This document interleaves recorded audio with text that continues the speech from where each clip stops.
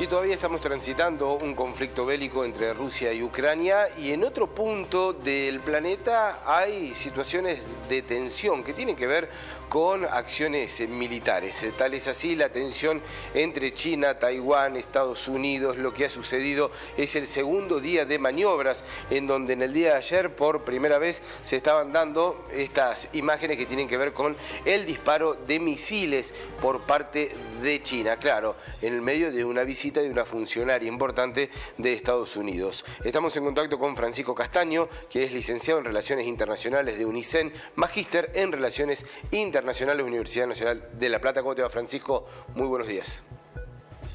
¿Qué tal, Mariano? Muy buenos días, encantado de estar acá nuevamente. Bueno, qué tema, ¿no? Porque decíamos, mientras todavía transcurre el conflicto bélico entre Ucrania, Rusia, Ucrania, tenemos esta situación que ¿cómo la podemos definir? Y con mucha tensión hay en el ambiente y de un mundo que caótico, no dejamos atrás la pandemia todavía y empezó la guerra de Ucrania. Está el tema en Kosovo también actualmente en Europa y bueno, y ahora se están armando hasta los dientes, se están moviendo tropas en la zona de China y Taiwán, ahí en el estrecho de Formosa, porque bueno, justamente Nancy Pelosi, la presidenta de la Cámara de Representantes de Estados Unidos, viajó a Taiwán y bueno, no hizo otra cosa que agitar el avispero, como podríamos decir.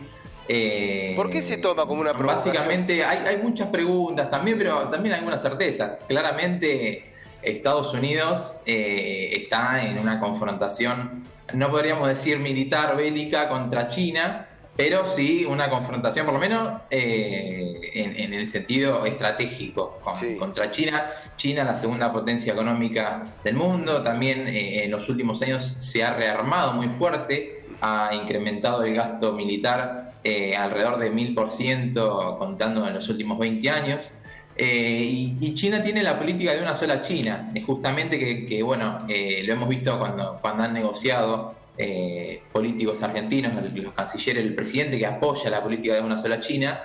¿Por qué? Porque bueno, China justamente asevera que Taiwán es parte de China, no es que digamos que forma parte de un país aparte. De hecho, las Naciones Unidas reconocieron a China en 1971 como el único país, la República Popular China como el único país. Entonces, digamos, es considerándolo a China justamente como lo conocemos nosotros. Taiwán es el nombre de Taiwán oficial es República de China, pero está reconocido solamente por algunos pocos países.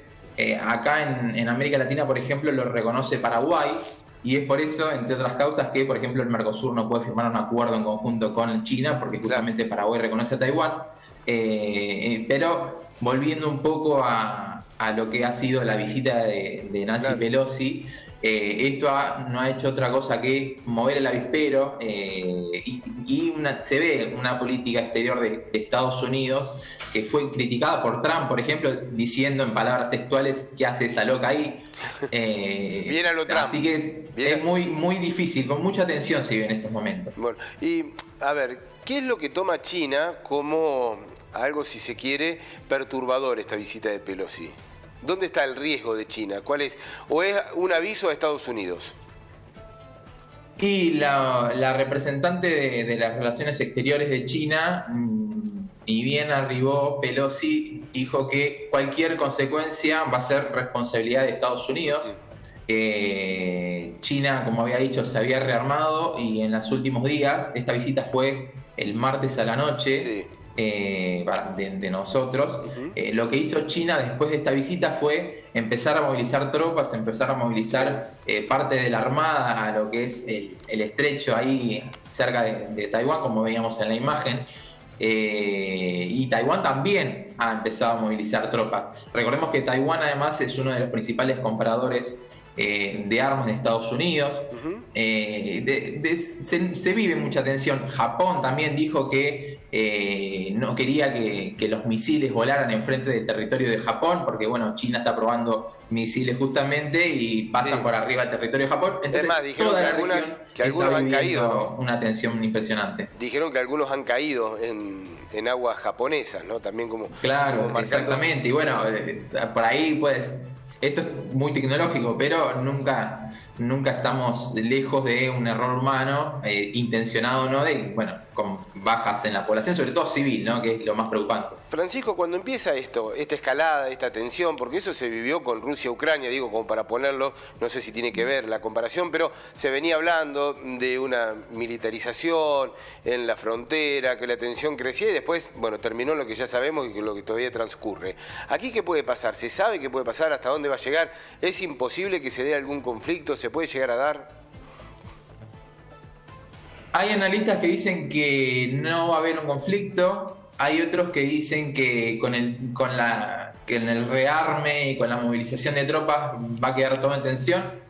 No se sabe, las relaciones internacionales tienen eso, que son muy impredecibles, Sí. Son muy dinámicas, muy contingentes. Muchos pensábamos, yo particularmente pensaba que Putin no iba a invadir Ucrania y bueno, todavía estamos hablando de las tropas en el Donbass y en el resto de lo que es el territorio allí. Así que yo particularmente no sabría decir y tampoco me gustaría hacer alguna predicción porque esto justamente, como había mencionado, es muy contingente, muy dinámico y no se sabe. Creo que los países tienen más para perder que para ganar, pero bueno, por ahí a Estados Unidos claramente en esta carrera contra China, ¿no? Que bueno, que muchos lo han hablado como que es una nueva trampa de Tucídides, ¿no? El ascenso de China y cómo Estados Unidos trata de frenar este ascenso, puede traer consecuencias territoriales en este momento y bueno, y a futuro esto puede hacer que China incremente esta contienda, por lo menos es difícil que pase a términos bélicos, pero bueno, vuelvo a reiterar que sí, es difícil saber a futuro, por lo menos en el corto plazo. Veremos qué es lo que depara en este sentido que preguntabas vos.